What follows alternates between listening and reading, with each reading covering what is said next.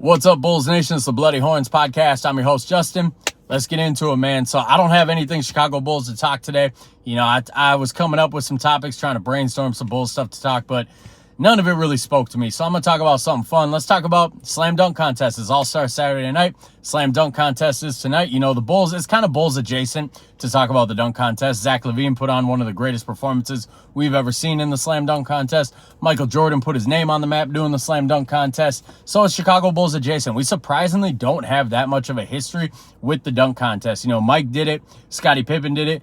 I don't think anybody else in a Bulls uniform did it until Tyrese Thomas, and that was like 2006, 2007, maybe 2008. Derrick Rose never did it. Jimmy Butler, when he was young and athletic, he never did it. Zach LaVine, Derrick Jones Jr., they weren't Chicago Bulls when they did it, so we don't really have that much of a history with it, despite being a franchise where Michael Jordan kind of put himself on the map by dominating the dunk contest in the 80s. So dunk contest is broken, guys. I couldn't even tell you who's in the dunk contest tonight. I know Mac McClung is in it. I know Jacob Toppin's in it. I know Jaylen Brown's in it. I have no idea who that fourth is. You could tell me it's Thanasis. I wouldn't be that surprised. They just can't put out a good dunk contest these days. And we haven't had a good dunk contest since 2016 when it was Zach LaVine and Aaron Gordon. And people will say Derrick Jones Jr. versus Aaron Gordon was a good dunk contest.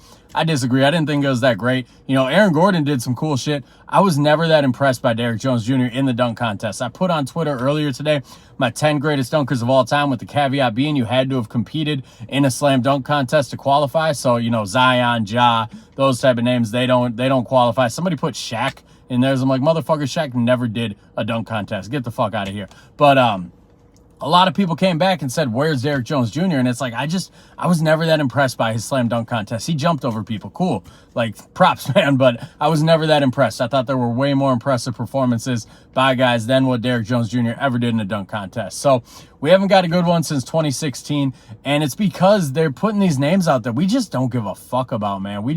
Who cares what Jacob Toppin or Mac McClung do? Like, if Obi Toppin's little brother throws the ball off the backboard, goes double through his legs tonight, and slams it home, I'm probably still going to yawn because it's Jacob fucking Toppin. He sucks. He can't even play in the NBA. I don't care about this guy. Mac McClung, he's like a 5'11", white guy who's not good enough to cut it in the NBA. I don't even think he's ever got some serious run in the NBA. He's just not that good. I don't care what he can do dunking a basketball. What makes the slam dunk contest cool, or at least what did in the past, was the names of the guys doing it. You know, you look at the 80s, Clyde Drexler, Michael Jordan, Dominique Wilkins, Julius Erving, like real names, real superstar names, real guys going out there getting after it. Even in the 90s, Sean Kemp was a star when he did it.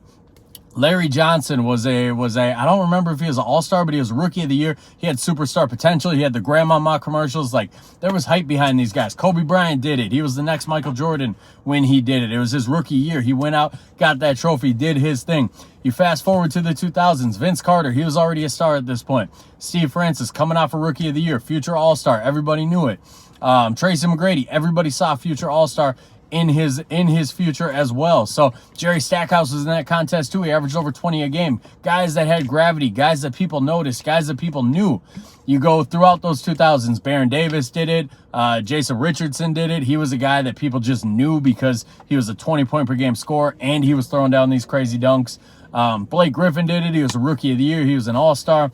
Like, guys knew. Even look at 2016, Zach LaVine, Aaron Gordon. They were not household names. They were not all-stars. That's people's argument all the time, right? But rewind to that time. You go back to that time. Aaron Gordon had a bunch of hype coming out of college. People were comparing him to Blake Griffin. He thought he was going to be the next Blake Griffin. The Magic thought he was going to be a franchise player. It took them forever to trade him because they finally realized he was going to top out as a Draymond Green type role player, and they were never going to be in a position to take advantage of that. So they finally moved on from him then. But back then, man, he had superstar potential. People thought he was going to be an all-star in the NBA someday simply off his athletic profile. Zach LaVine, 20-point per game scorer. People saw that in his future. So people were tuned in because these were thought of as two of the young, upcoming, rising stars in the NBA. And that's what made it cool, man. So I don't know if there's anything the NBA can do to try to get that back. It's a generational thing. LeBron James, he gets blamed for a lot of shit. A lot of it's not fair. ruining the slam dunk contest. That's 100% fair, though. LeBron James made it cool to not do the slam dunk contest. LeBron James made it cool to say, I don't need to do that. It's not my thing. And since then, every superstar has taken their cues from LeBron. You know, Zion should have done one by now. John Morant should have done one by now. There's a lot of guys out there. Like this year, it should be Anthony Edwards, Paolo Banchero. They should be in the slam dunk contest this year, but they're not. We got Jaylen Brown, who's an all-star, but he's probably the most boring all-star. So nobody really cares. It's a generational thing.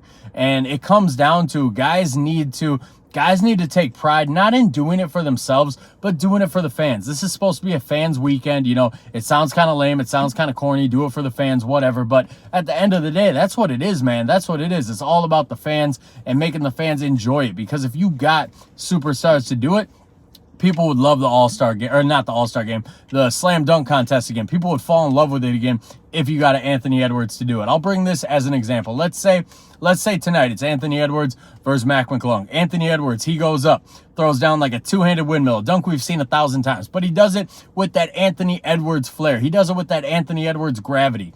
Then Mac McClung throws it off the glass, does like a windmill 360 or something. Anthony Edwards' dunk, even though it's like a 7 out of 10, it's going to get a 10 out of 10 because it's Anthony Edwards and it has that gravity and it has that coolness and it has that flair to it. So Anthony Edwards doing a lesser dunk is more impressive than Mac McClung doing a better dunk because of who Anthony Edwards is. And that's what we need to get back to if the slam dunk contest is ever going to be relevant again. So I'm not going to be tuning in tonight. I got a couple friends who are fighting tonight, so I'll be out at the fight supporting them, but it's rough, guys. If you guys are watching, you know, have fun with it. Hopefully we see something cool tonight. If you are not subscribed to this video, hit that subscribe button. If you're not following on social media, handles the same on all of them, at Horns Bloody, Twitter, TikTok, Instagram, YouTube, whatever you do your social media is on. I'll come back tomorrow and we'll talk some All-Star stuff.